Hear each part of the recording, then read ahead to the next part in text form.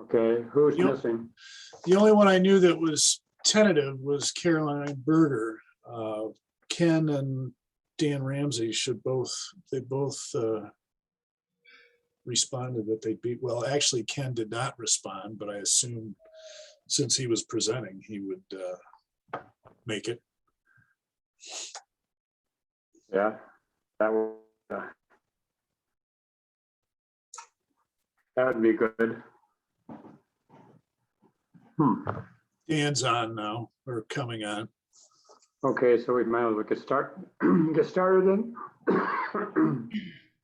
If I survive.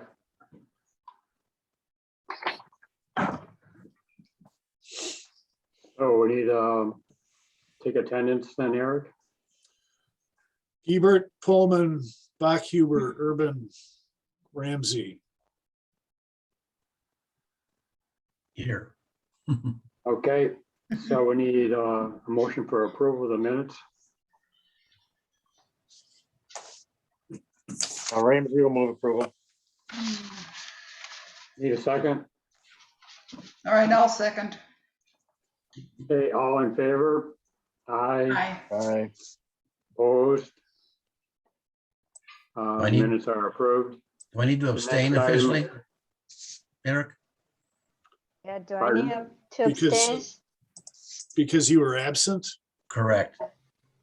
Um, I don't know I how guess that so. works. Dan, do you have an answer for that?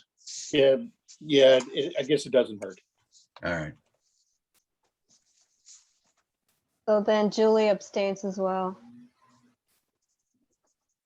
Okay, the first item of business then is future foam dock addition. Eric, do you want to introduce that?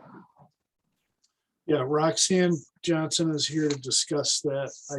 Roxanne, I just, everybody can see my screen, I hope. Mhm.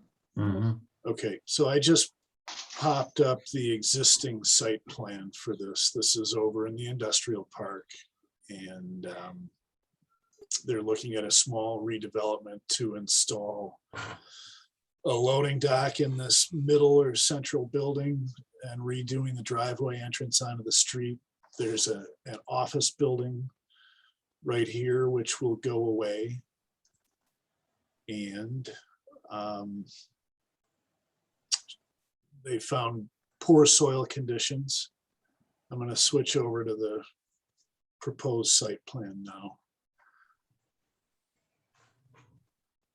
So the new entrance will be right here where my cursor is. It's a little hard to see with these trees depicted. And the plan is to drain some area that's being redeveloped and some existing area on site that's not being redeveloped over to a biofilter over on this side, which will discharge to storm sewer and head north up towards Confluence Pond. Roxanne, you can probably take over. Okay, yep, you've pretty much summed it up. So it's the old Hull lumber site, and they're gonna abandon the driveway to the north, put in a new one so that they can access loading docks or installing loading docks, adding a little bit of pavement in front of the loading docks and taking away some pavement by the bioretention area and adding a little to get around that building to the north. So they're basically just working on the east side of the property right now. They just purchased it and are trying to use it. So I think long-term, they're gonna probably redevelop this whole property, but for now, this is what they are proposing. This darker gray is the added pavement, correct, Roxanne? Yes. Mhm. That little shed building stays in place? Nope, it's going away. Well, that's going away. It's going to be paved. Yep. Okay.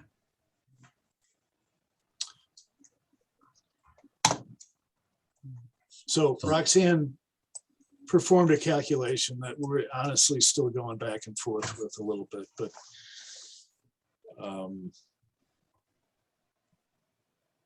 the impact should be roughly the same. We're talking about a few $1,000s of stormwater fees in lieu. And this has to go to the county yet for their check, is that correct, Eric? All the calculations?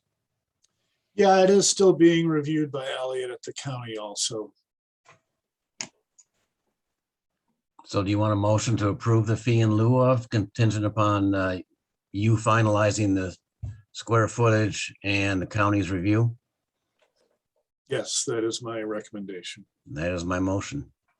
I have a question, Eric, what's the difference, or Roxanne, what's the difference, fee based on impervious area and then fee based on performance deficit? Eric, maybe you can answer this. I missed what you said, Warren, sorry. She's calculated it based on the redevelopment impervious square footage, Warren, and then as a redevelopment, she's expected to get 45% infiltration instead of, half of the 90% for new development. Okay, So that's prorated by how short she is of the deficit or of the requirement. And I think she's going to end up about half short. okay. We need a second. Ramsey will second. All in favor? Aye. Aye. I, Opposed? And the motion's carried. Okay, thank Sorry, you. Roxanne, Okay. you can't Thank stay you, on Roxanne. longer. All right. Thanks, bye. Aye.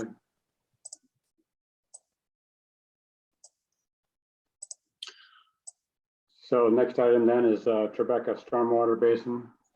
And we have two presenters, Sarah and Nick.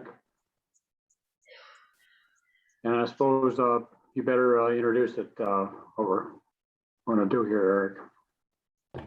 Yeah, so this started before I came on with the city. I'm still a little shaky on, all the players and details. Sarah provided calculations in early September for this basin, which is essentially trying to compensate for a diversion of lands west of the Beltway. And Water Resources asked them to try and divert that to the south instead of heading towards Graber Pond. Sarah has come up with a plan. A month ago, she gave those calculations to Steve and Nick. And then they ran them through, and it looks like we're, getting close to the intent of what was supposed to happen here. So I guess I'll ask Sarah to go first and give a brief presentation, and then Steve and Nick to go afterwards, and maybe we can not pepper them with questions until they're done, to try to move this along a little bit. Sarah, do you want to?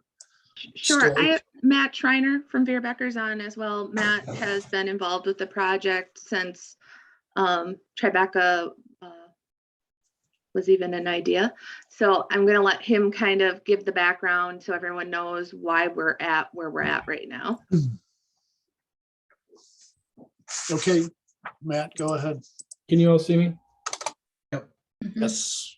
Okay, so I'll be brief, but I just wanted to provide some history. So Sarah and I are from Veerbecker here tonight on behalf of Tribeca Commercial Properties, requesting that you review the proposed plan to reroute water from the west of Highway 12 and Highway 12 lands that currently go to Grayburg to the south through what we're calling the Tribeca ponds, just south of the Bergstrom Chevrolet dealership. So there is a lot of history on this site as it pertains to stormwater design. At a very high level, when Tribeca was developed, or when the master plan for Tribeca was put together over 10 years ago, we were working with city staff, and the city requested that approximately 16 acres at the far north end of Tribeca, just south of Springton, be routed to the south at that time. So that request was incorporated into the overall stormwater design for Tribeca. That design was approved in the regional basins south of the Bergstrom Chevrolet dealership were built. But with that master plan and that master stormwater design, that regional design, it was always contemplated that the 43 acres to the west of Highway 12 be basically detained to some degree in the Highway 12 right of way, but then ultimately routed north to Graber Pond. So that was always the master plan for stormwater in this area. You fast forward 10 years and the Cardinal View Senior Living Facility was being designed, and these discussions then started again, as recent as a year and a half ago. And at that time, it was discussed there may be merit to routing that offsite water to the south. And so that was discussed with this commission earlier this year, and there was merit. At that meeting, the commission saw merit in that idea. And so tonight we're here to discuss the results of our modeling, as Eric mentioned, and get your feedback on the impacts to the watershed as a result of this diversion. And with that, I'll turn it over to Sarah to talk more about the details of the modeling we completed. Okay, our biggest goal with rerouting the lands west of Highway 12 and the Highway 12 route right away was to do the best we could to match the pre-settlement peak flow, leaving the Tribeca ponds. So what we did is we are proposing a dry detention basin along the west side of the Tribeca property that abuts the Highway 12 right of way. We have 3 beehive catch basins and then a pipe that will then route it to the south to a infiltration facility that is north of the Shep dealership right there. Yep, that purple color. And then from there, it will discharge. There's a 24-inch culvert going into storm sewer that is in Tribeca Drive. And then that gets routed to the Tribeca Pond south of Bergstrom, the darker purple. Yep, the northern cell of that. And then the overflow, the emergency overflow from the proposed infiltration, the light purple, goes into Tribeca Drive. That would go to the low point that is probably just north of the Middleton Ford dealership in Tribeca Drive. And then that is piped into the south cell of those darker purple ponds. So with that in mind, what we did is we wanted to provide an infiltration component. As we know, volume was a concern for rerouting this water. And then also we have a conveyance from the dry detention along Highway 12 to the pond, the proposed infiltration basin north of Shep Pond. So we sized that such that we are pretty close to meeting pre-settlement rate control in the 100-year. I gave those in the document. Yeah, there's a table. So I broke it into 2 areas. One going to Graber Pond, so that would be going to the northeast, and then the area that's going south to the Pheasant Branch. And what we were trying to do was match that 100-year pre-settlement to the south, to the post-development. So we're pretty close. We're within 6 CFS there. And then we wanted to just make sure that infiltration basin also wasn't from direction from both Eric and Rich at the city. We had initially had the overflow going towards Shep Motors, because currently 4 acres of Tribeca goes towards Shep Motors. So we were matching those peak. They had concerns, so that's why that emergency overflow goes into Tribeca Drive. As you can see from this table, I think if you scroll down a little bit, there's the total. So if you're looking at Tribeca from a whole, I mean, Graber eventually gets to Pheasant Branch, and then the area that goes south to Pheasant Branch by Bruce Company there. If you're looking at the first column, the pre-settlement versus the last column, the discharge rate from Tribeca is going to be exponentially reduced. And then I also provided, just because we know volume, what that proposed infiltration basin is doing. And this is just the proposed infiltration basin. This is not the other infiltration facilities that are currently at Tribeca or will be at Tribeca, but just kind of give you an idea of what that proposed infiltration basin will be from an infiltration standpoint.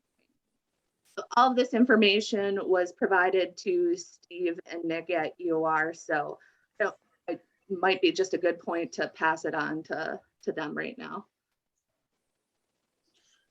And Sarah, there will be, as the rest of this acreage at Tribeca develops, there will still be local infiltration facilities going in to Yes, serve those. good question, so- Eric. They need to meet 90% infiltration rate, which is different than the approved master plan, which is 60%. So just to clarify, this is Warren, to clarify, Sarah, the 100-year pre-settlement was 168, and with no controls, it's 448. And then it's 47. Yep, that is correct. And But where does this the is, 47 go then? That's a mix. It's a mix of, there's a small acreage that still will be going towards Graber Pond, and then the rest is going, I think it's 41 CFS going south to Pheasant Branch, so along that swale along Highway 12. And that would be the increased flow of the Pheasant Branch then. Correct. Yeah, so if you scroll up one page, this is the total Tribeca, as Sarah pointed, is significantly reduced, but this table here looks at the first two columns of the bottom table, Warren, go through the 100-year. Going south to Pheasant Branch is currently 41.8, and after this diversion, it will be 47.41. Okay, so we increased it by 6 CFS. Correct. And that would be a concern potentially, and that's why we did the model study.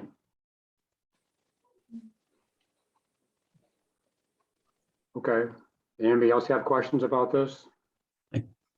Is it, I guess, I know we don't want to digress here, but on that table at the bottom of the page we're looking at right now, 87. So the Graber numbers, just looking at the 100 goes from 134 to 617. The major reason for that is because of the rerouting of the lands west of 12. Is that the most? No, significant? that is also the 16 acres of Tribeca that is getting rerouted to the south, and then the 43, let's say 44 acres of Highway 12 and west of Highway 12. So both of those combined rerouting is what, okay, thank you. Correct. So that's a big deal, reducing the inflow to Graber Pond. We're concerned about that. So that's very positive, right? Yeah. Now that's rate, that's not volume, but I'm guessing the volume also is significantly decreased.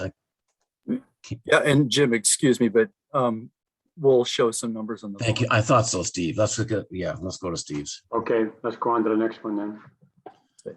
yeah, but Sarah and Matt, please don't Don't go vanish. away.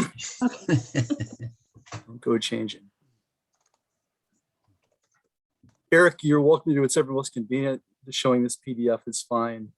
Do you want to take control and I can just tell you, I've got this PowerPoint, but you've got it here. It looks the same. Why don't we just roll with what you got okay, on your screen, and I'll just let you know when. There's some background here that I don't think we need to cover because Matt and Sarah gave the nice overview, and you're, I think, well aware of the situation, but let's just roll through it. Next slide, please, Eric. Right, so we'll talk about the study purpose because there's, even though you're familiar with it, there's a lot of history of different things that happened here. And just quickly remind you of what the city asked us to look at here. You might recall 13 months ago, we presented initial screening results to the WRMC based on conceptual design that was available at the time. So that was the first step. It's, we were on pause for the better part of the year, and then detailed modeling to describe tonight. Obviously, we'll run through some results and then talk about what the next step is. And there's a lot of options and room for discussion. So try to leave plenty of room for that. So next, please, Eric. Oh, and by the way, Nick Hayden, who did a lot of the hands-on work, is here. He'll do his best John Madden color commentary. If I forget something, and whatever brain cells he has left over after a late afternoon conference presentation. Here's the graphic or the aerial photograph for the area that's being diverted west of the Beltline. I was pointing, but realized I can't point at it, but Eric, you can. There's something like 43 acres west of the Beltline that is part of this area that'd be diverted from Graber to Pheasant Branch. And then there's an additional 16 or 17 acres, as Matt and Sarah were describing, in the Tribeca village itself. So totaling about 60 acres of changing outflow. And this plan was being developed right about the time that we had finished the new swim model for the floodplain for Pheasant Branch Creek. And Commission understandably said, well, wait a minute, we've got this floodplain model, new maps. Is this diversion going to create a problem, either for local drainage or for Pheasant Branch Creek? And that's what we looked at. Next, please. So we used the new swim model for the Pheasant Branch Creek watershed. In 2020, we looked at concept design, presented to WRMC, concluded there was a small but not negligible impact in flood elevation in Pheasant Branch Creek, but that was based on the very early design. So we waited until we've got preliminary design available now from Matt and Sarah, and that's what we've looked at and run through now. Next, please. And this just shows some of the subwatersheds that we refined and added details to in the swim model. And the point in question in Pheasant Branch Creek is down at the star. I realize this is not the easiest graphic to look at, but downstream of the Beltline, upstream of Parmenter, there's a swale that drains from Tribeca south of Century Avenue, southward east side of the Beltline into Pheasant Branch Creek. Yep. Steve was warned that doesn't include all of Graber Pond, just part of it, just 43 acres going into Graber Pond, not the Yeah, rest. so this model, you're right, Warren, this model does not include Graber Pond itself. Okay. So, if there was a need to, the model could be expanded, but recall the model was developed for Pheasant Branch Creek floodplain mapping. And, Okay. and this analysis was geared to saying, well, is there an adverse impact on Pheasant Branch Creek or the conveyance system on the way to Branch Creek? So let me step in just briefly. This has come up a few times. The EOR's model stops at Century. So all of the other things that were going to Graber were never in that floodplain modeling. So just this little chunk now got added, correct? Correct.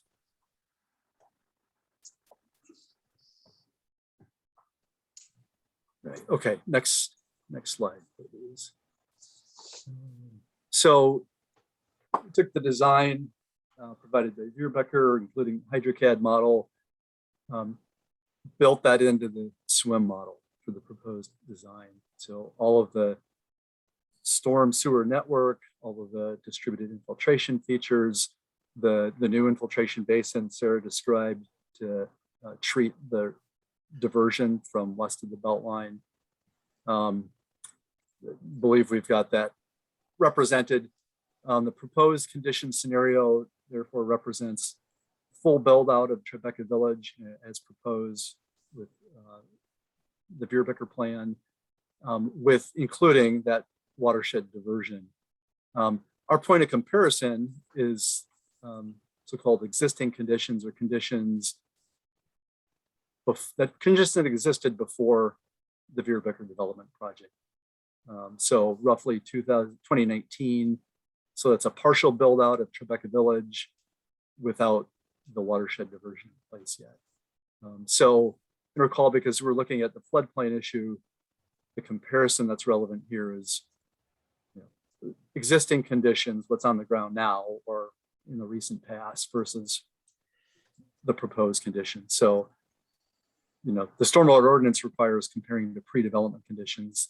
That wasn't relevant in this case. So just keep in mind, it's a different comparison.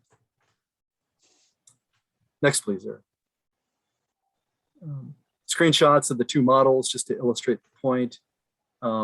Existing conditions on the left, you can see the hydraulic network for the area west of the belt line heading off to the northeast over to Parmenter Street and Tribeca Drive, where it discharges to Graber Pond eventually.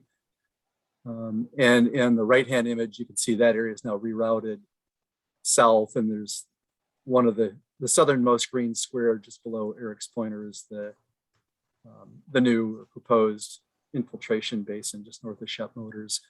You can also see there's more build out in Tribeca Village. And again, this, as far as we know, and conferring with Sarah, is consistent with the plan that they evaluated and are proposing. Okay, next, please. This just makes the point, shows the drainage area for the diversion. And sorry, there's little font goofiness at the bottom, but again, it's about 60 acres that is changing from discharging to Graber Pond to Pheasant Branch. Go ahead, next, please. So we ran a few scenarios. This first one is it's using the 100-year rainfall required by the stormwater ordinance. So it's the 6.6 inch 24 hours design storm. You might recall with the SWIM floodplain model, we used increased rainfall depths to be conservative, to be protective.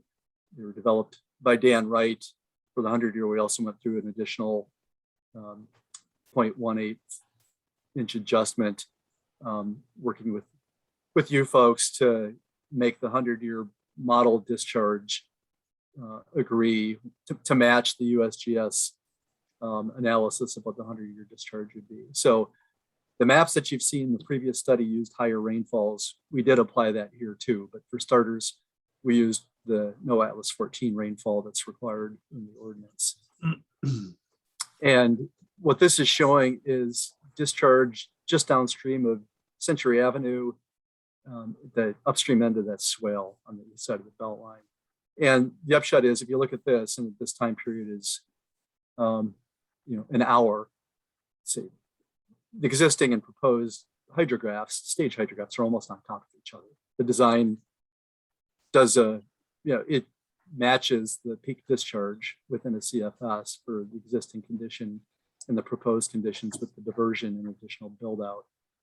So that looks great. Again, this is the first hour of the hydrograph. Eric, if you go to the next slide, this is the same plot, but the time scale stretched out to 12 hours. And sorry, it's a little hard to read. So on the far left-hand side, the peak is just squished. Yep. But again, it's existing and proposed virtually on top of each other. And again, this is in the conveyance route south of Century Avenue before it gets to Pheasant Branch. But here's the rub, is that extra volume goes someplace. And I'm sure you've seen this before, but the tail of the hydrograph for the proposed condition is elevated because there's more water to drain out of the system. And although this is well after the peak discharge from Tribeca, here we've got about 12 CFS higher discharge coming from Tribeca when the peak flow from Pheasant Branch Creek happens to come along. And the times listed here are arbitrary simulation times, but you can see Pheasant Branch Creek peaks more than 3 hours after Tribeca peaks. Kind of makes sense, much bigger watershed for Pheasant Branch Creek, and there's the storage with Confluence Pond. So there's a higher discharge coming from Tribeca at the time when Pheasant Branch peaks, and that has this small floodplain impact that we found last time, and still is still present in a very small amount. And Eric, why don't you keep going from the slides? And again, this just looks at the volumes. Jim, this is what you had asked about for the complement to Sarah's table with the peak discharge to the two watersheds. This is Yeah. volumes. So you can see, you know, the big volume change from Graber to Pheasant Branch.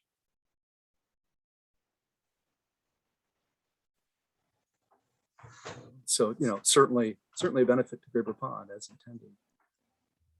Next, please, let's go back to Pheasant Branch. So what does this mean for Pheasant Branch Creek and the water surface? Well, hardly anything has changed. But there is a small change, and it's because of that tail, that the extended outflow from the volume increase. You can't even see it on this plot really, but here's the stage hydrograph for Pheasant Branch Creek between the Beltline and Parmenter, where Tribeca comes in. And you have to squint here to see it. You can zoom in more, but there's a 200th foot rise for proposed conditions versus existing. Yeah, so proposed is the orange and existing is the dotted black. And again, you could say, well, this is trivial, but it is something you could model. And it's not the magic 0.00 in the various floodplain ordinances. And again, this is for the design storm, 6.66 inch, no, Atlas 14 rainfall. Eric, yeah, let's keep going. We did the same analysis for the 100-year rainfall that we used in the floodplain study, 7.73 inches, again, coming from Dan Wright with a minor adjustment to calibrate to the USGS calculated 100-year flow for Pheasant Branch. Same story, you know, 3/100ths of a foot rise proposed conditions. I should note, very short distance downstream of Parmenter Avenue, these both dissipate to 0.00 feet. So this is it's a localized effect downstream of Parmenter. As far as we know, it's all on city property before it dissipates. Again, you know, this is not something that anybody can see, but you can calculate. There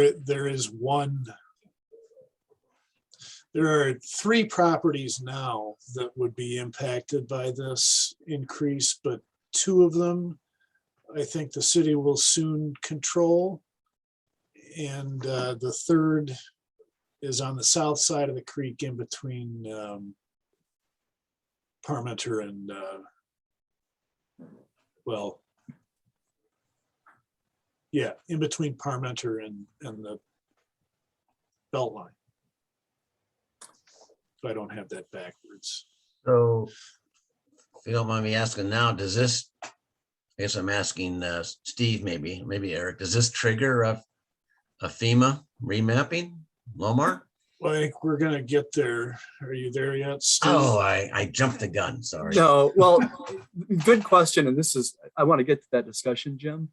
But, All right. you know, recall, so one complicated thing is the effective floodplain map is from the old model. You know, so it's not even the maps produced by this model. Yeah, these aren't, okay, these are not FEMA floodplain numbers really, are they? And the other thing, just to directly address your point, so Tribeca is not in the 100-year floodplain. You know, if you look at a floodplain zoning ordinance, it seems to me it doesn't even apply to Tribeca, which is usually where usually it's a hydraulic situation of impediment to flow in the floodplain. NR 116 might cover this, at least in guidance about how floodplain maps should be created. It's possible if you were to use this model to create a floodplain map, DNR and FEMA might say, you know, you should build in Tribeca, another development that you reasonably expect to happen, as part of updating the maps. But why don't we run through a few more technical details and then revisit this? But it is an open question. Is there anything that needs to be done about this? I won't belabor this, but we looked at, here's a comparison of peak flow and water surface elevation for the 200-year rainfalls that we analyzed. And just to illustrate the point, and if you look at the discharge in Pheasant Branch Creek, 1,500 CFS. and you get an increase in 9. So the percentage is tiny. But again, that 9 CFS increase is being driven by the volume and the raised tail of the falling limb hydrograph. Similar story for the 7.73 inch rainfall. Eric, you can keep going. Just a note on local conveyance system impacts. Consistent with what we found last year, and as you would expect, Tribeca Drive has overflow along it for the 10-year event and greater, and that's true for existing and proposed conditions. The yellow highlights are the only significant changes that we found in overflows. And that is that if you run the rainfall, the higher rainfall that we use, the 7.73 inches for a 100-year storm through the model, it says that that south basin of the Tribeca Regional Pond overflows. It doesn't for the Atlas 14 rainfall, that Beer-Becker used and you're required to analyze. But if you run a bigger 100-year rainfall through it, it does overflow. And that causes or contributes to flooding along Century Avenue for that 7.73 inch rainfall in bigger events. So again, it wasn't something that Beer-Becker was required to analyze, but if you dump more rain on it, that's when we start to see those overflow events happen. If I could interject, so I think, and Steve, correct me if I'm wrong, that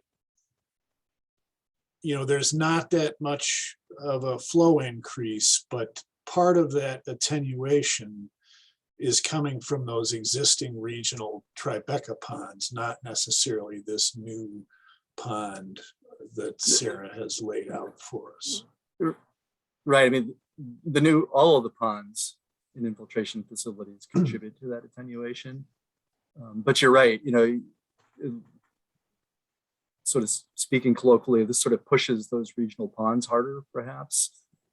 But there's a lot of storage in different areas built into this design.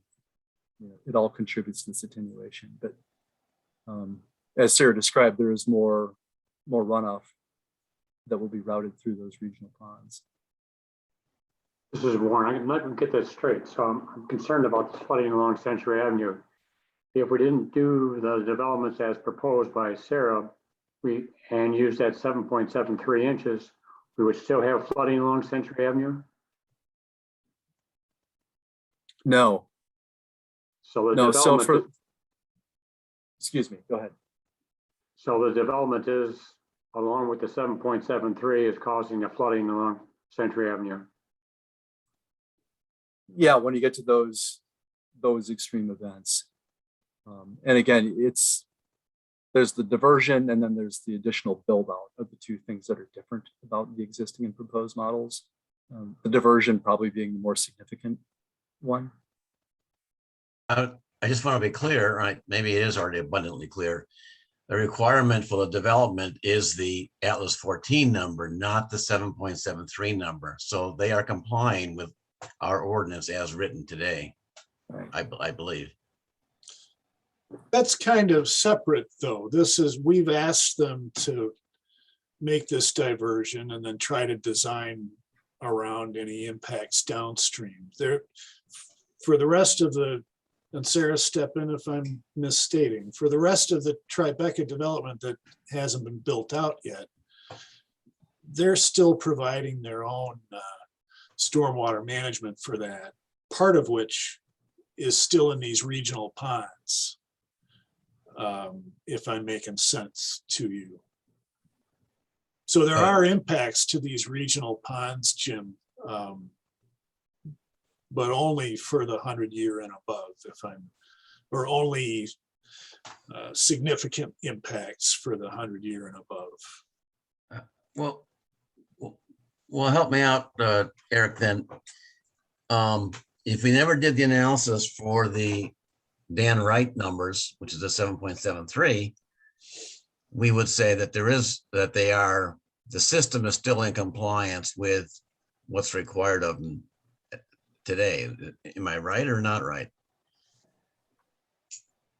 I don't know. And I guess that's one thing I'm going to ask for before we leave tonight, but I'm not quite there yet. Or maybe we let Steve finish. Yeah. Okay. But so just to reiterate, when we ran the Atlas 14 100-year rainfall through, there was no overflow from Tribeca Pond or flooding on Century Avenue. But those regional ponds are, peak elevation in those regional ponds is a foot higher, roughly, right, for the Atlas 14 100-year. Nick, do you know, I mean, we could certainly look and get those numbers. I don't have those pond stage difference top of my head, but yeah, clearly it's higher for those conditions existing.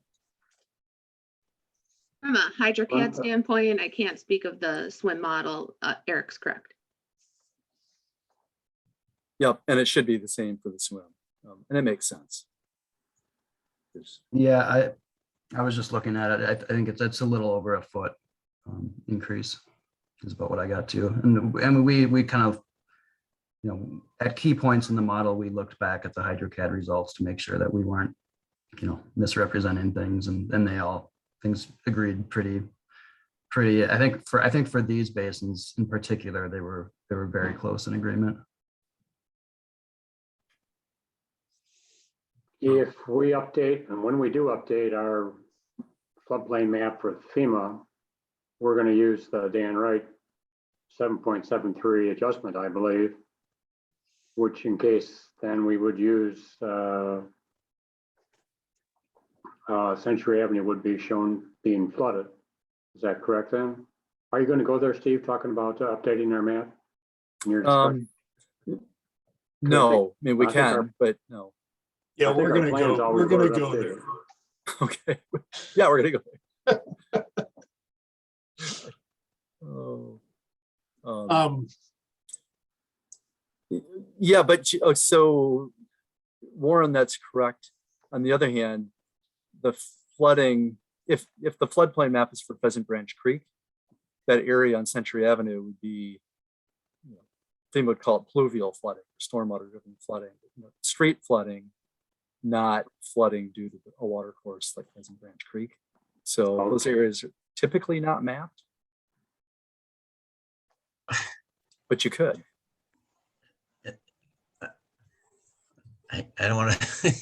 Then also, if the city were going to remodel this for a official FEMA floodplain delineation, we would not be using the 7.73 rainfall, right? We'd be using the FEMA number, which is the Atlas 14 number. I think you've got your choice to be more conservative, Jim. Do you? I didn't. Okay, I thought FEMA dictated what the rainfall was. I could be wrong, but I have pretty strong memory of talking with DNR about this a couple of years ago when we did the study. It stands to reason FEMA sort of cheerleads if the community is going to be more protective than minimum standard. If you were to say, hey, we think we got reason to believe precipitation is 90% of Atlas 14, I think they'd say no way. But I think they would buy that analysis. Okay. But to be determined. Yeah. Probably the first time ever they got a question like that. Maybe so. Can we use a higher rainfall number, please? Can we make bigger maps? Yeah. I think they'd say good for you. Yeah, right. Honestly. So one thing we did is we looked at, is there a simple design change, like increasing storage that could just make this Pheasant Branch Creek rise go away? And because of the volume, it's sort of ridiculous. The new basin that Sarah's described would have to be double the size to get rid of those 2 or 3 hundredths of a foot. It's kind of amazing, but again, it's the volume, the timing. And if you look at the hydro, yeah, it's hard to just store your way out of the problem. Flood easements, an option, probably simpler, more cost effective. If this is an issue that absolutely has to be addressed one way or another. And I think that's where we're getting into policy. Eric, I think the rest of the slides we can probably not run through because I think they're just kind of reiterating conclusions. And I think it probably makes more sense to just get into the so what discussion or continue that, if you agree. I think that's fine. And I had a couple of things. And maybe this is best addressed to Matt Schreiner. My understanding is the way that the pond is set up, it's limited by this flagpole display. And if it comes to it, like if we ask, is there more space for more storage for this pond? What does the landowner, what would he think about expanding the pond between those flagpoles and the beltway? If he's trying to preserve the view of those flagpoles, this would almost enhance the view. Is that possible? And then the real question is, do you have any sense of the costs we're talking about here? I think there's a memorandum of understanding between the developer and the city, which is somewhat nebulous. But I assume the city is ending up paying for design, construction, and land acquisition. So do you have any sense of the cost right now, and then the cost if we were to expand this pond in any sense, if that's even still a possibility? Sure, Eric. So as far as the feasibility of it, I think it's definitely a feasible option in the sense that, we're engineers, right? And we look for solutions. And I think you could design the pond to go around the flagpoles. Unfortunately, the owner is not here tonight to comment on some of the nuances that may, need to be evaluated if the pond is expanded. What does that mean for the flagpoles and the potential purchase of the land? And if that's a non-starter or not, I don't know that, but technically we could design the pond to expand north and work it around those flagpoles so they could remain. One of the, regarding the cost, right now, I think the cost to physically construct the basin was around $500,000, and then there's obviously land costs there. So to simply double the pond size, at a very high level, you could say, okay, that's another $500,000. The problem is that we're going up the hill. So that piece of property is lowest at the north end of Shep, which is where we're putting the infiltration basin. And then that grade rises approximately 10 feet from Shep to the northern edge of that piece of property.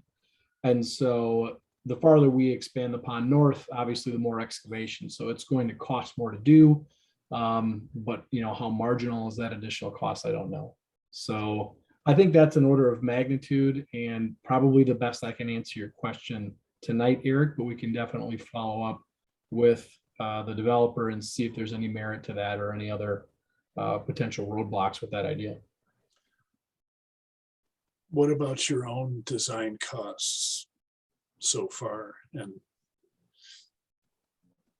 regarding how much more time it would take us to do that? Yeah, sure.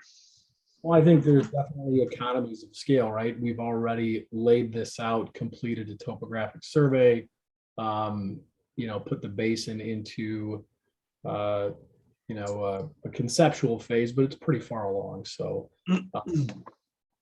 it's definitely going to be more efficient for us to expand the pond than it would have to start from scratch, but we can look at that. We can look at that too. Okay. Eric, can you flip back to, on the PDF, it'd be number 91, just to make sure want to make sure I'm following this is a schematic that Verbecker provided. I think it's the next one, maybe? Yeah. Scroll down a little. Yeah, so we're talking about the major blue pond on the left-hand side, which is south, and expanding it to the northwest. Is that right? This is the pond that they're presenting the design for. I'm asking Matt, this flagpole feature is right Oh, here somewhere. all right. I'm I'm saying, in the can we wrong- turn this into an L shape? I If see. if it comes to that and we ask for more volume. Okay, okay. That helps me. Thank you. While you're on the slide, instead of building and enlarging that pond, couldn't we divert some of that water to Graper Pond to put us in compliance? Oh, that's easier said than done. I mean, And that's the natural way it would move normally towards Graper Pond. I think it could be done, Warren. I think the issue is that all of the infrastructure built to date, and there's quite a bit of it, has all been built to take that water to the south. So it would be a fairly expensive piece of infrastructure to route some of that to the north. And Warren, if I may just jump in, it's not clear that this plan is out of compliance with any regulation. Right, It's a little bit of the gray area, but yeah. So what's our next step then? Are you finished with your presentation, Steve, or not? yeah, there are a few conclusions which you can read and we've already run through them. I got a question I wanted to ask though also, just getting the water from Century down to Pheasant Branch. That water stays on the surface, right? In the swale on the east side of Highway 12. Is that correct all the way? Yes. And has anybody looked at any concern, any potential with the Bruce property redevelopment proposals? Is this going to have any influence on that? We'll go ahead, Steve, if you've got something. Yeah, so Jim, I guess the good news here is that the peak discharge in that swale really doesn't change. Right? It's elevated longer. It's longer, right? You know, I suppose there could be a stability erosion issue because of that, but in terms of the height of water, you wouldn't think it would change. It's just It'll be elevated. wetter longer. Wetter longer. So I'm thinking of discharge from the Bruce property. If any of it's going to go into that swale, it might be hitting the swale during a prolonged, it'll probably be there and gone before the peak comes though, right? Most likely. You From would Bruce. expect so. Yeah. Yeah. And There- is all that land on the east side of 12 that water will be in, that's all out of the right of way, out of the highway right of way? I think the ditch line is right on the line. So and Sarah, I believe, ran into this same issue with trying to pond water Yeah. within the DOT's right away. But like Steve is saying, the impact is tiny, if not non-existent right now. So that may not be an issue. Most of the Bruce Company water is going to head south. There's some of it that heads west off of Donna. Area. Yeah. And I was actually looking at that today. But I have concerns with the conveyances in between, but they're really just those regional Tribeca ponds. What I was going to ask of the commission tonight was that you request Sarah do a little bit more work. One, to tell us about costs. I think that's the most important thing. Two, to figure out if, a pond expansion is possible and what that would cost. And three, and I think there won't be because she says she's infiltrating 80% of that offsite water. 3 is, are there any impacts to the water quality performance of those regional Tribeca ponds that, we're kind of shooting ourselves in the foot a little bit by sending more water to them. But I don't expect that's a huge issue.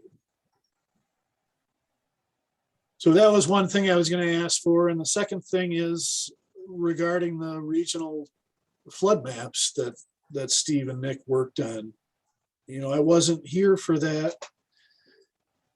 It looks to me like that just kind of died in council last February, or it was presented, but there was no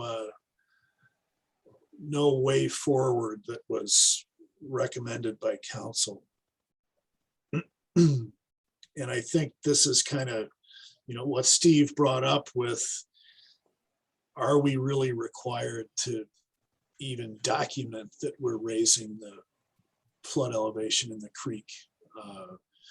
And maybe not, if not for that Water Resources asked this to be done to make sure there were no impacts, but with the updated flood mapping, it kind of gets all mixed up in the wash, so to speak. And in a regulatory sense, maybe we don't need to do anything but decide ourselves. But I think Steve's. This is Warren. I think our plan always was to update the map, floodplain map. Isn't that right, Steve? When we talked about when you made your final presentation, we didn't have to do it right away, but our plan was to do it. Warren, I guess I'm a little unsure. I know the two main options were update the maps, the FEMA maps, or have this be additional information. You could update the zoning code, floodplain zoning to use Right. these maps, but it could Right. be different than the flood insurance rate map. Right. So I think those are the two main options I'm recalling. So we can, as a city, we can operate with this information from a zoning point of view, Warren, still avoid all the concerns that might come up with development, but not go through the bureaucratic process of doing the FEMA update. Now, there are some insurance issues that come into play, but Right, and DNR did confirm that. I talked to Rob Davis about that a couple of years ago. So that is an option.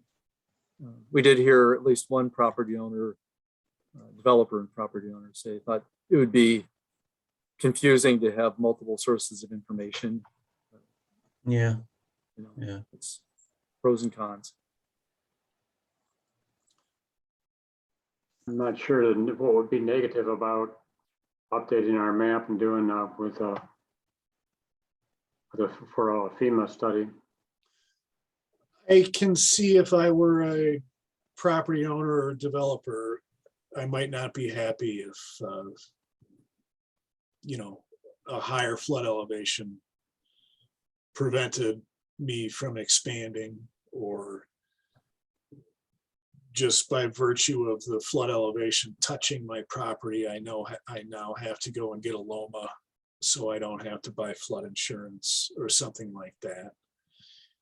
What I think Steve still has some money left in the budget for this task, and I was going to ask the commission to recommend that he spend some of that on an inventory of what properties are affected by these new flood maps.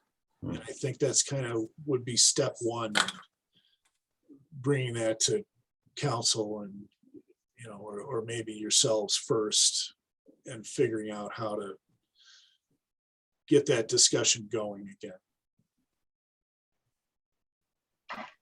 And Eric, you're asking for all mapped areas, not just here. We're talking about the South Fork, the North Fork, everything, right? Yeah, everything that they mapped. Right. What's the change and what properties are affected and how are they affected? It'd be good to know that. And I don't think it's a huge work effort. Steve can weigh in on that, but they've got all of this information in GIS, so it should kind of be an exercise, just a tabulation. And Eric, I'll confer with Nick, who's more the expert on level of effort to do that. And, you know, we'll look at we've got $4,000 of budget left. Our scope included producing a report, takes obviously some of that budget, but I'm hopeful that we've got the budget that we could do that. We'll take a closer look if you'd like.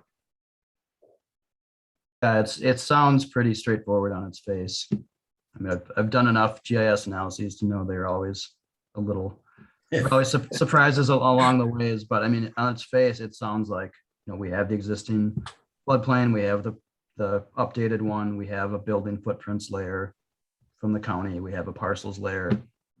That all seems pretty straightforward on its face to get counts, and you know, to be able to highlight something on a map and say, you know, yes, no, not necessarily, you know, what it means for a particular property, but as far as yes, no, that's pretty straightforward. Eric, you're just what do we need to asking do? for number of properties, right? That would be impacted under new properties that be impacted under this new model. Yeah, well, not just a total number, but a tabulation of each property. What's its address? Oh, yeah. Is the problem that the floodplain just raised on the property, or is it a property that was untouched before that's touched now? Or is there a structure that was affected? And Okay. I don't think there are any structures, but I have not really poured through it. Eric, what do we need tonight from the commission?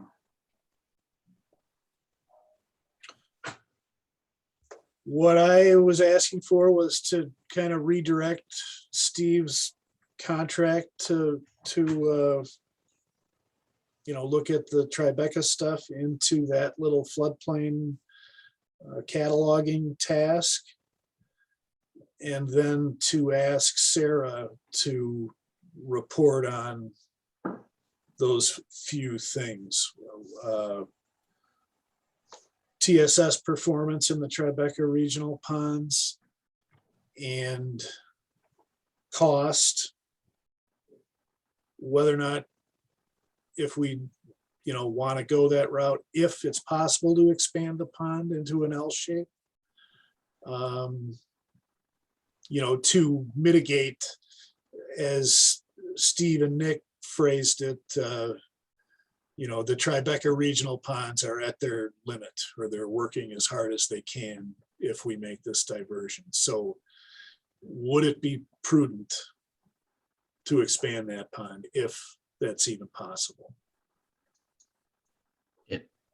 And this is probably a question for Nick or Sarah, is understanding the property ownership issue, but expanding that pond we're talking about to the south as opposed to the north, is that open space down there to the south? I don't know how far up Shep's. So the light purple, right along that where it says A12, the red line there. Yeah. To the south is Shep. It is Yep. immediately Shep. Yep. So it would have to go, as Eric mentioned, L-shaped along Highway 12 there, or even along Tribeca Drive, I guess, is an option as well. I don't know if, I don't know the agreements between the two entities. Is of that land north or south of the light purple area? Are these property boundaries? These red lines, those are drainage boundaries, right? They're drainage boundaries, except for the line on the south side. That Yeah. is the property boundary between All right. Shep and this parcel. All right. Well, this is also artificial, right, Sarah? This is the proposed CSM boundary on the Yeah, north that's the side. top of berm of that proposed infiltration. So I just kind of followed. Steve, by routing this extra water through the ponds, of course, it delays the water going into Pheasant Branch. What would happen if we didn't route it through the ponds? It would arrive to Pheasant Branch much sooner than the peak flow got down from the upper part of the watershed. I think you might That's- have greater trouble with storm sewer along Century and Tribeca Drive, and then probably in the ditch south of Century between Century and the creek. Yeah, I guess that's right. You gotta run through the storm sewers to get there, yeah. Okay, so Yeah, we don't need any action then tonight, right? I guess I have a question for Eric, because this has kind of been a hinge point for moving forward with this project. And I know that was this discussion, do you foresee this slowing down other action items, or can they run in parallel now at this point? We will definitely provide you that additional information.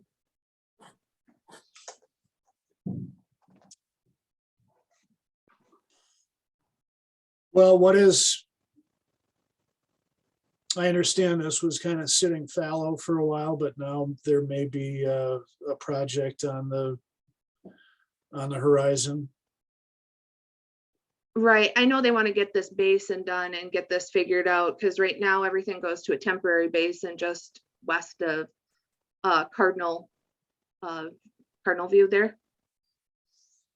So all of the stuff west of Highway 12 and Highway 12 goes to a temporary basin that then enters Tribeca Drive, which then goes south to the existing regional Tribeca basins. So they want to get that figured out. They want to get everything in place, should land be developed, but just because they don't want to overwhelm storm sewer system. This was just an interim condition as we worked through all of the, negotiations with the property owner, and then the modeling, and then the design. Well, maybe the first thing that needs to happen is we need to have some kind of handle on what this is costing before we can take this to finance and council to see if it's worthwhile.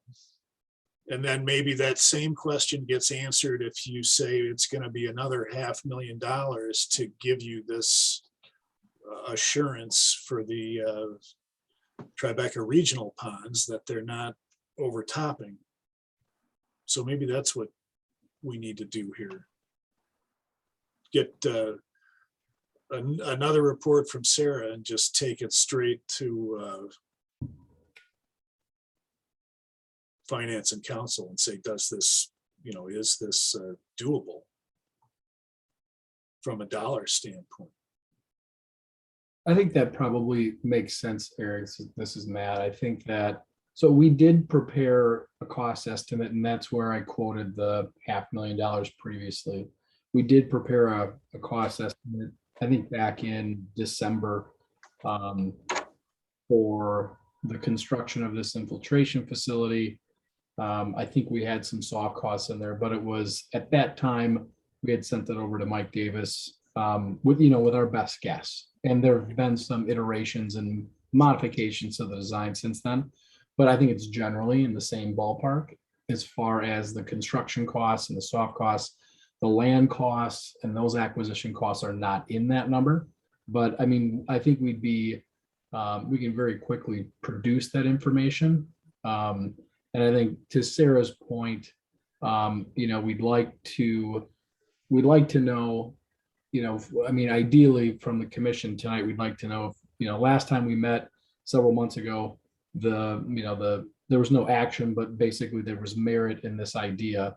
And I think if the commission is not willing to say, yeah, we want to move ahead with this subject to, these conditions, I think that's probably okay. But as Sarah mentioned, when we tried to go talk to other city departments on this, public works and whatnot, it sounded like there was a hesitancy to do that until Water Resources had either approved or weighed in on this option. So I think that was, I don't know if that, again, requires action from the commission tonight, that, this is the way we want to go and we need to work through the details. I don't know what the right next step is necessarily, but maybe taking some financing to council and finance committee on this, maybe that's the most logical next step.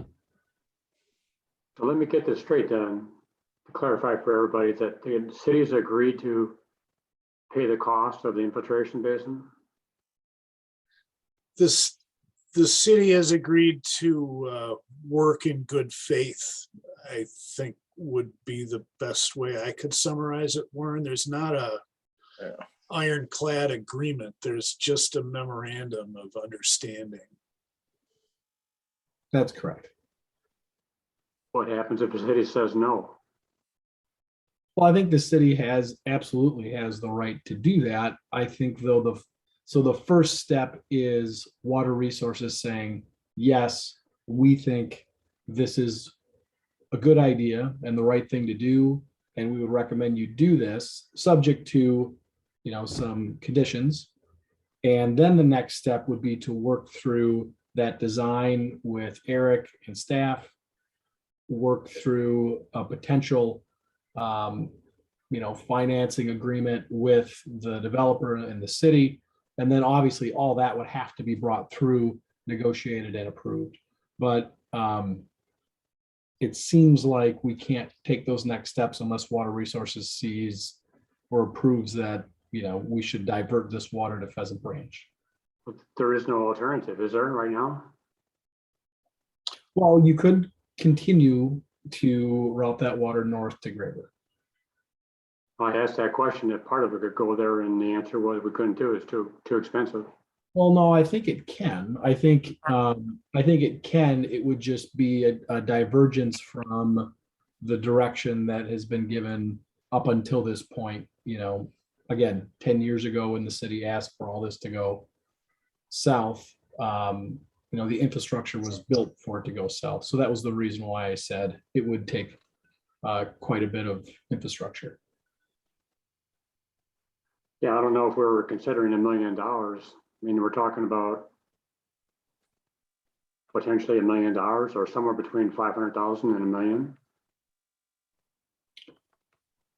Yeah, right now, I think we're talking about $500,000 in soft costs and construction costs. I don't know what the land costs are. But yeah, if we made the pond bigger, then the cost could go up. So. Excuse me, We have to run this by DNR to see if they're okay with that 0.03 inch increase first. I will have to run it through the city attorney, Warren, and talk to DNR because I haven't been in on it, but I think I'm willing to accept Steve's opinion that he doesn't necessarily see that small flood increase as an issue, aside from, Water Resources asked for him to study this so that there would be no impact. And there is that small impact. Yeah. I see the mayor's got a question, but if they don't mind, I just want to slip in something here. So the whole reason we're having this discussion about expanding that pond is only to help relieve a little bit of the pressure on the downstream regional pond. I mean, right now the downstream regional pond still does contain the water. It just doesn't have as much safety factor as we might be comfortable with. Is that fair to say? Yes, unless you use the right rainfall. Unless you use the The larger Dan Wright rainfall. rainfall, excuse me. Yeah, the Dan, yeah, WRI, yeah, I get it. Yeah. All right. and I'll add, we haven't done the sensitivity testing to see, do you have to double that proposed basin to eliminate that overflow? We did the test. What do you have to do to eliminate the impact in Pheasant Branch Creek? It might not be necessary to double it to Yeah. take that pressure off the pond.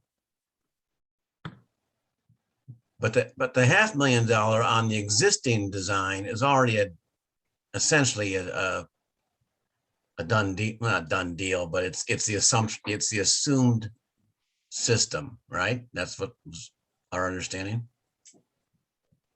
That's correct. It's the assumed system that we've started with and then adjusted throughout the course of this year to try and limit the increase in peak flow out of the Tribeca.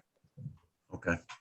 I think another fair point to make that hasn't been brought up so far that we did discuss in that memo of understanding with the city months ago was that this project, we think, would be a good candidate for a Dane County Urban Water Quality Grant. And it may then, if a grant is pursued and awarded, that would obviously offset some of the cost for putting in a facility like this, because that 43 acres is currently being run to Graver Pond, with no treatment or, flow attenuation. So this is providing an impact that the county may see a benefit to. So Warren, if I could, I have 3 questions. I think we have talked about this in the past, and I do remember that we knew that the impact on the Pheasant Branch Creek would be 0.03. And my question is that maybe to Eric, where is this money going to come from? I know that if we can apply for a grant, that would be awesome.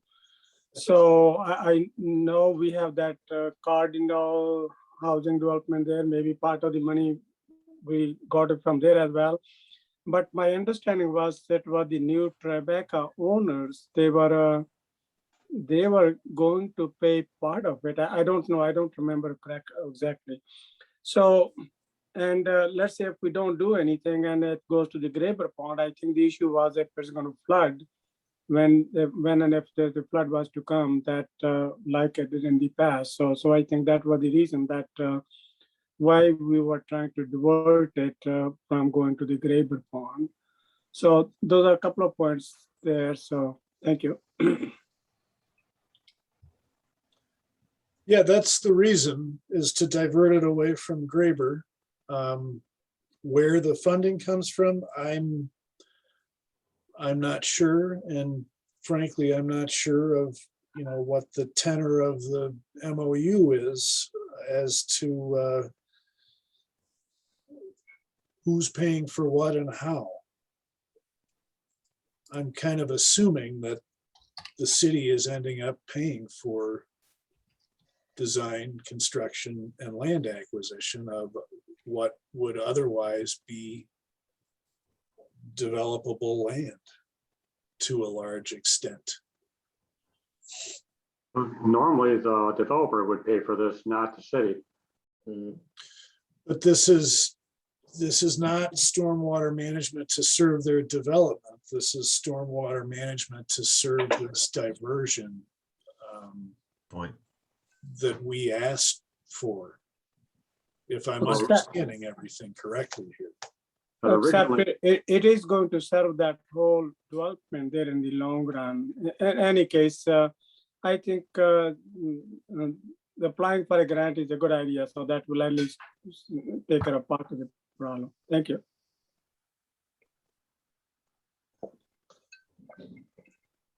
Eric, is this something that would have been eligible for some of the ARPA funds?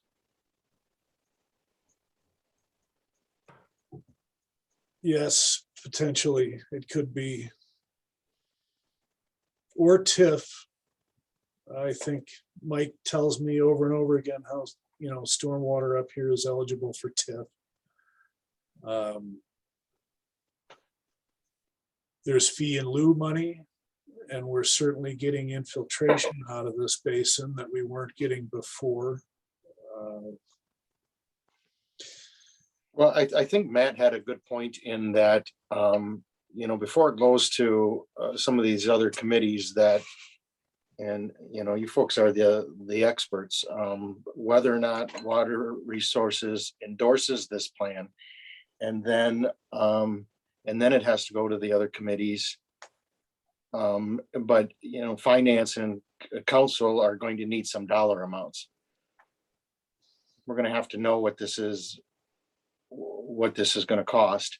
And then Water Resources is going to have to be able to say to finance and council, we think that it has value at this amount for this reason.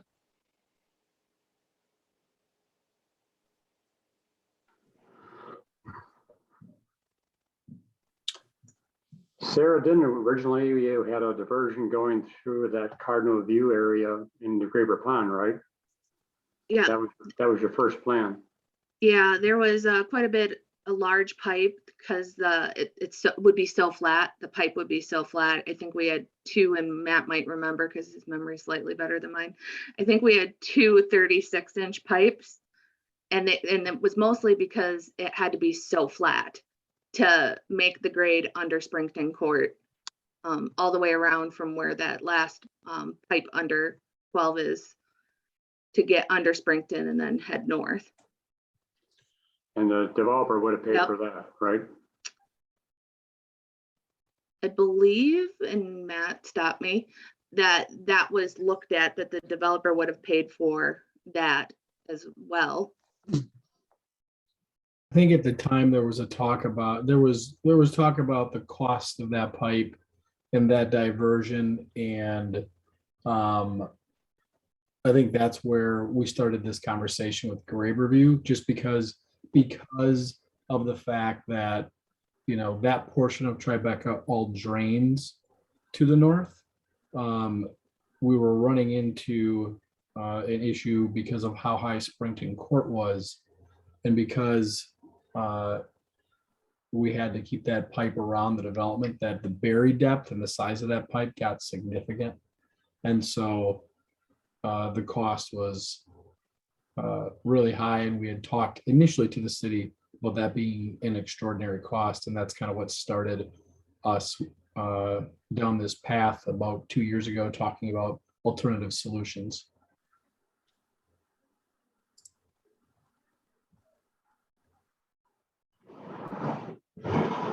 Yeah. So what do you want tonight, Eric? What do we need? Do we need anything else from the commission? Any kind of a motion?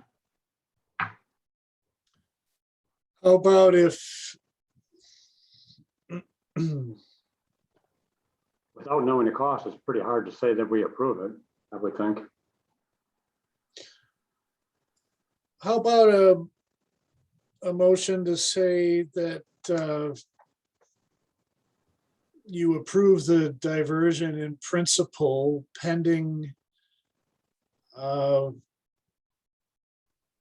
working out the details with staff and an acceptable cost sharing arrangement with the developers and landowners. Something along those lines, and then perhaps relatively quickly, Veerbecker can come back with some more detailed costs, and and we can start discussing who's supposed to be paying for what, assuming that the design details can get worked through. I think the only sticking point is whether or not the commission is okay with the regional ponds being taxed to this extent, or if you would put another caveat on here that said we got to get better performance out of this planned basin. So if it can't be expanded, we don't like it.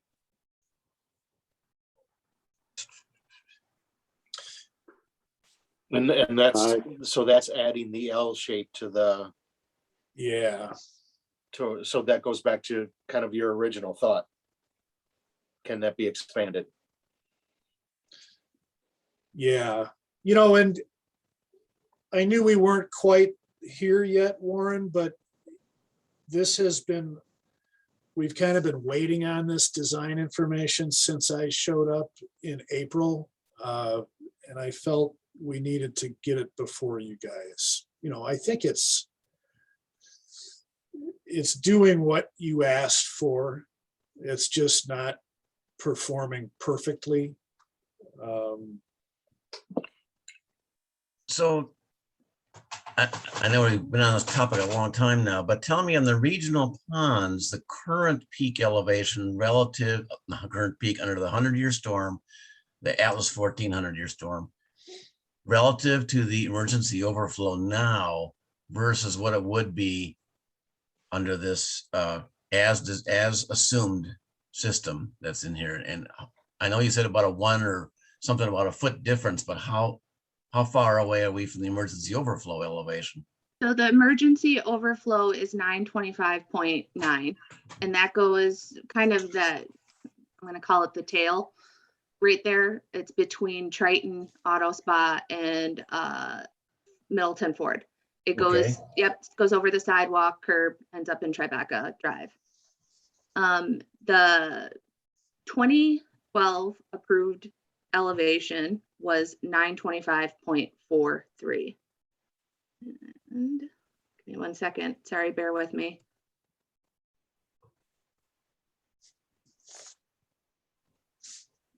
I have the models open, benefit to being virtual.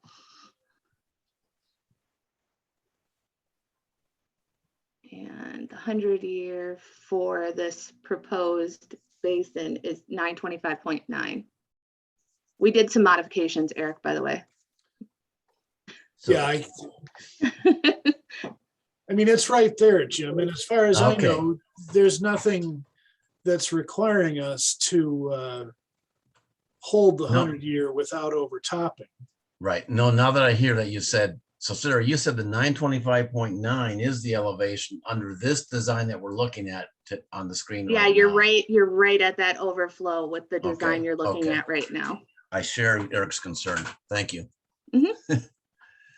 And I think it's good to point out that right now, the infiltration basin that we're planning to construct with this diversion could send another 7 CFS to the Shep Basin, because that's the amount of water currently getting there from this parcel. And this model does not include any water being routed there. So if we're talking about option, different levers to pull, if you will, in the model, or different things to consider, that could be one option, is that we allow some flow to go to Shep's as designed by the Shep's Pond and as is currently going there. That would take a little bit of pressure off the existing wet ponds. And as we talk about, the L-shaped basin, we'll obviously look and see if that's feasible, but we could also look at some of the outlet controls for that infiltration basin and see if there's any room there to maybe hold some of that water back further. So Okay. That's a great idea, or that's an excellent point, Matt. Yeah. So, and Eric, normally we'd be looking for most kind of rule of thumb would be like a 6-inch margin of safety on this freeboard under the 100-year peak elevation. Is that what you'd like to? Well, no, I would say the requirement historically has been to safely pass the 100. So people have been allowed to, use their emergency overflow in a 100-year storm. As long as the peak flow is not exceeded, huh? As long as you're still maintaining the peak rate. Yeah. You Okay. know, And I would point out there's no specific, and correct me if I'm wrong, there's no specific point discharge regulation. It's a development as a total. Yeah. It's not yeah. necessarily what's going to the north, what's going to the south. It's the entire development. All right. I guess I like the plan overall. The only thing that concerns me is the cost of the infiltration basin. And I would be opposed to it if it came from fees in lieu of, because I don't think that's a proper use for fees in lieu of at all.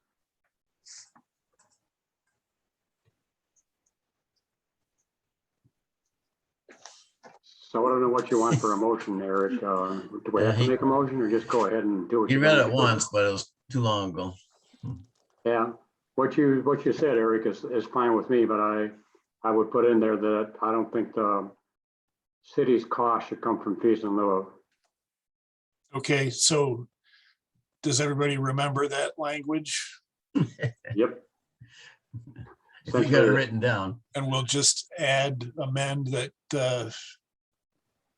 fees in lieu are not an acceptable funding source.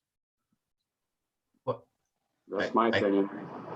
I'm not sure I agree with that. If it's going to add to volume control by expanding the infiltration area, why do you want to take it off the table, Warren? Because I think this should be a developer's cost, not the city's cost. And the city made an agreement with the developer to get a development in. And that's not the way fees in lieu should be used for that. Normally, the developer would take care of most of this, right? Yep. But like Eric said, this is not runoff from the developer's site. But he has to deal with it. But not treat it necessarily. He doesn't have to treat this water. He doesn't have to treat it, no, but he has to deal with the volume of it in the peak. And this is where it gets, I don't disagree with you, Warren, to a point where, routing water around a site is, in a normal circumstance, I would say that's, commonly the developer's cost. I think in this instance, if the northern 16 acres of Tribeca would have been allowed to drain north as it historically had, the infrastructure in Tribeca Drive would have been built to, have storm sewers going north down Parmenter.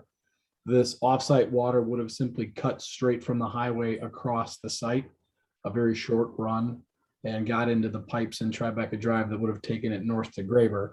And I think that, or it would have been a small swale cutting right through the site. And that cost is, significantly different than having to route it north or south with these larger pipes. And so I think it is a unique circumstance is all I'm trying to say.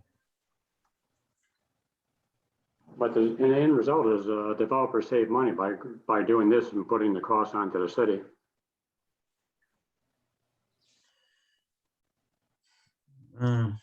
Well, like Sarah pointed out, you would have like 36-inch pipes that you would have had to run across to go to Graver Pond. That's if it had to go around the north side rather than through the site. Because normally you would have had a low point in Tribeca Drive, which we don't. There's a high point along Parmenter and it pitches back. So if we would design this blank slate without looking at diverting from Graber in 2010, we would have had a low point in Tribeca and like shifted it towards Graber. But now we're their hands are tied.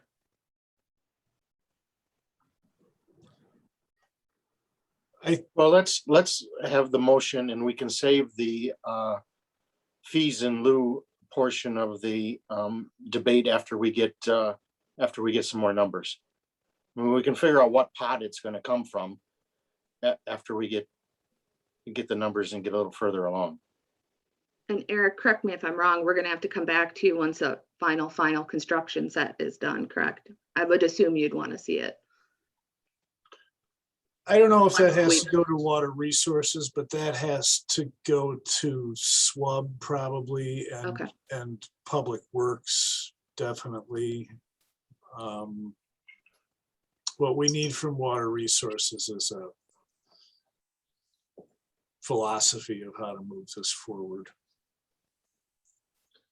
Yeah, I agree with Warren, and I think, but let's, and I also agree with Dan, let's work out the financing arrangements. And I don't know, but all this water is, big part of the water is coming from the town. I don't think we can ask them to pay for it, but we could also look at the differential that how much it would have cost sending the water directly to Graber versus doing this.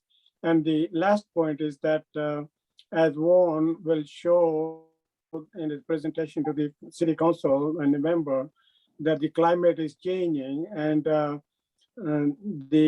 water level is going up. So if we build this a little bit bigger to ensure that in future it will lead to more infiltration, I think that would be helpful. So I agree with what Dan and Warren has said. So yeah, let's work out the financial arrangement, but it is a good way to go. Thank you.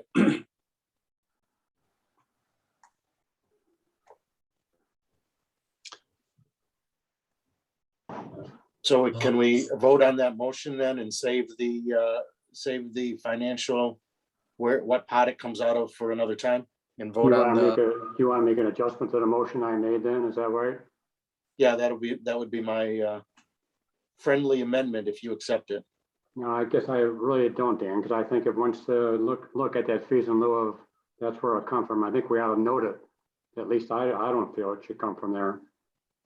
It may well be a good chance to debate it later on, but I guess, Warren, can we at least, soften, in some way, allow the discussion to happen? If you say not to come from that source, that kind And of there's, cuts off any discussion then, right? That's the end of the discussion. yeah, it ends any debate that we can have later. So if you, I don't mind saying something like, I don't know how the words are going to work. You prefer not to use fees in lieu of, or something like along that line. I'm so black and white about it, frankly.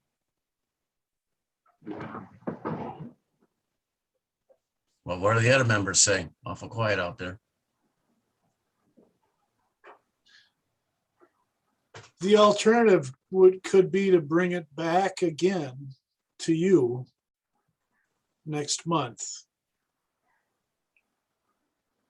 with more detailed cost information. yeah,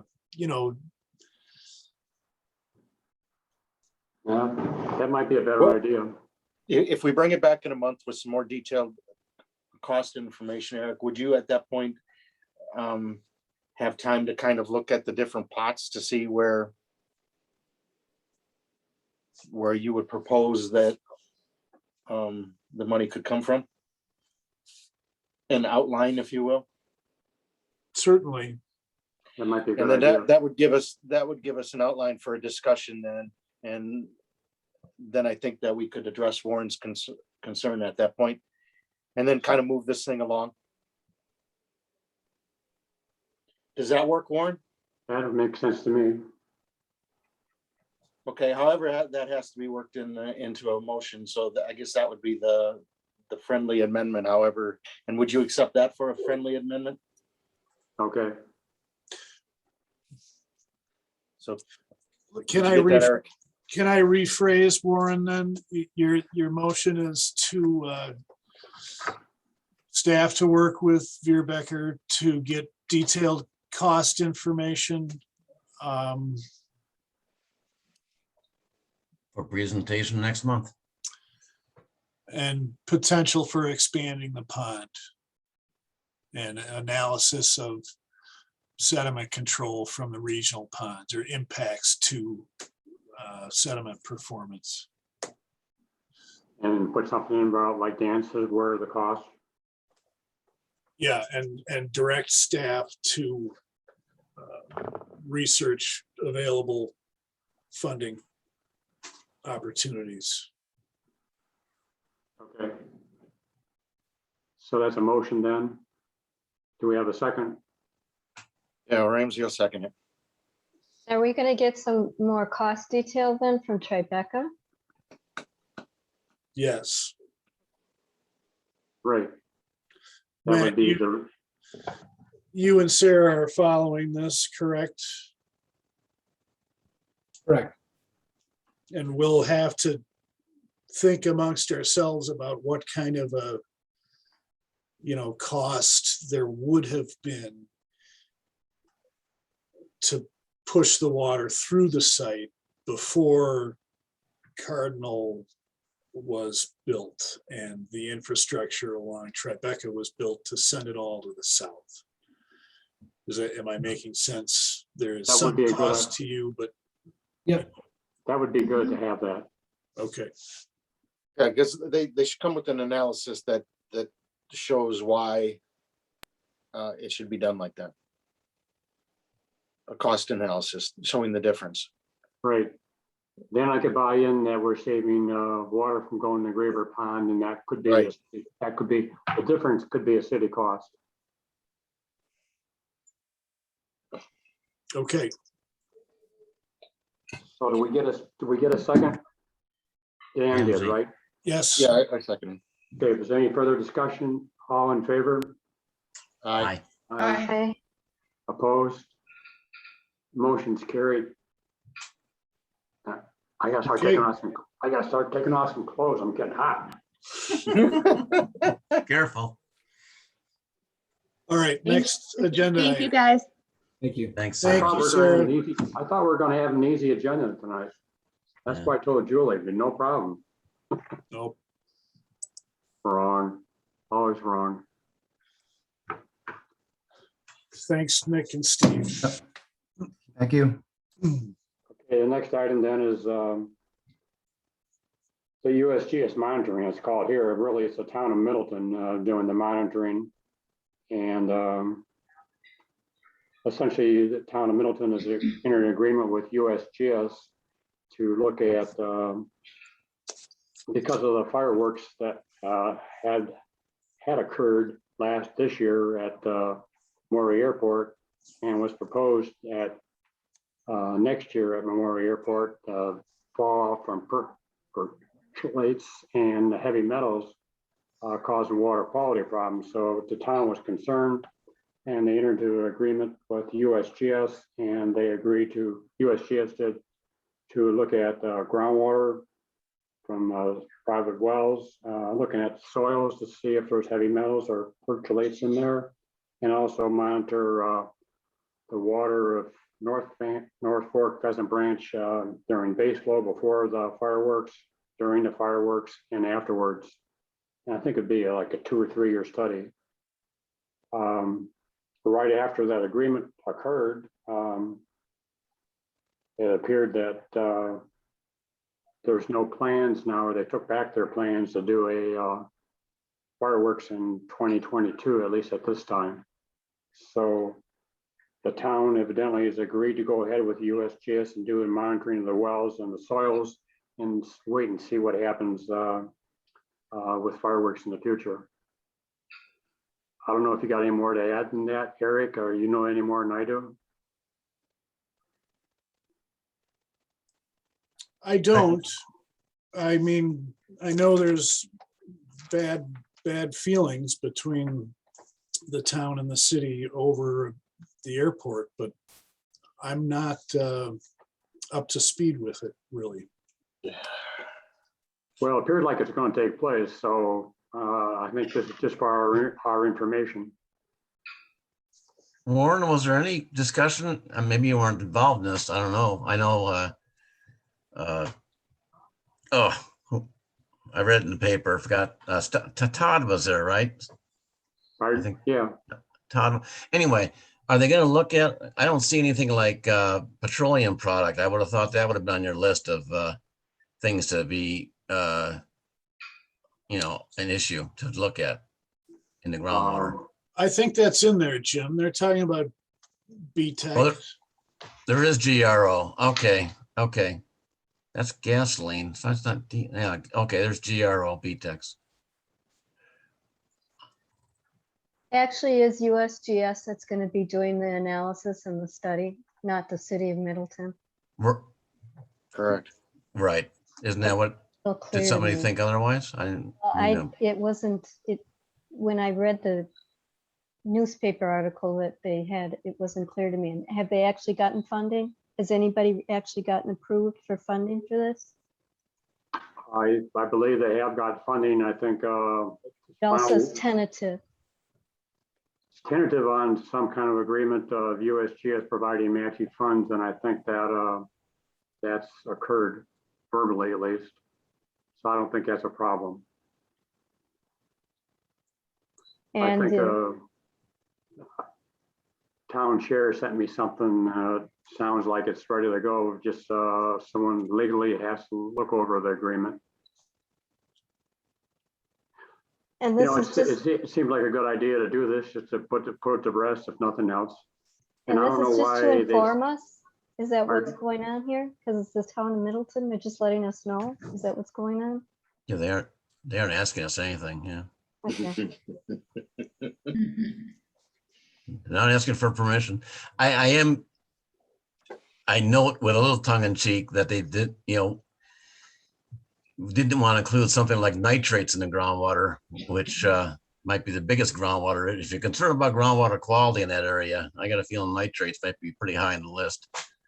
Yeah, But imagine that. yeah, If we felt so, we could add the cost of nitrates ourselves and pick up the cost of it. I don't think we want to be a party to their, No. yeah, I'm not Study. suggesting that. Yeah, Yeah, it's just interesting. yeah.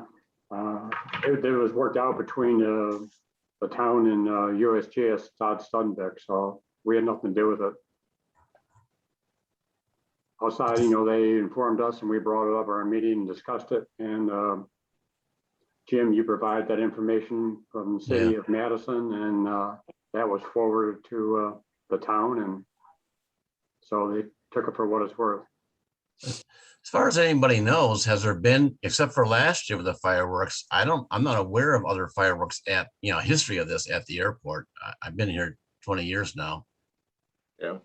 No, Well, I gotta say, it's a little bit, one incidence. I shouldn't be going on record for this. I'm done talking. well, there are fireworks other places, and if there's percolates from those fireworks, they're going to get into water too. Yeah, but they've been going on for 40 years. Here they got 1 year of fireworks. I mean, yeah. Anyway, It is what it is, Jim. yeah. Just It's $400,000. It's $400,000 of somebody's money going into it. Yes, it is. I think they got a grant from somebody to study it. It's somebody's money. Yeah. Yeah. Okay.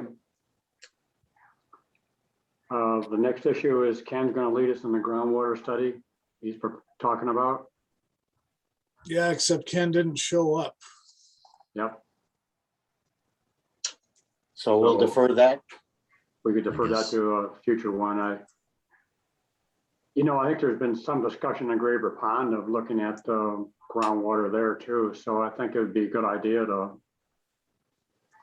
have some kind of groundwater study, and groundwater information for that Bell Farms developed by Graber Pond would be helpful information to see how the system operates. But we'll defer that to when Ken comes next time. Do we need to do that by motion? Yeah, we should probably do that by motion, so I'll defer that. Do we have a second? Second. All in favor of deferring it? Aye. Aye. Opposed? So the motion is carried. So then we need a motion to adjourn. So moved. I'll second it. All in favor? Aye. Aye. Aye. Okay.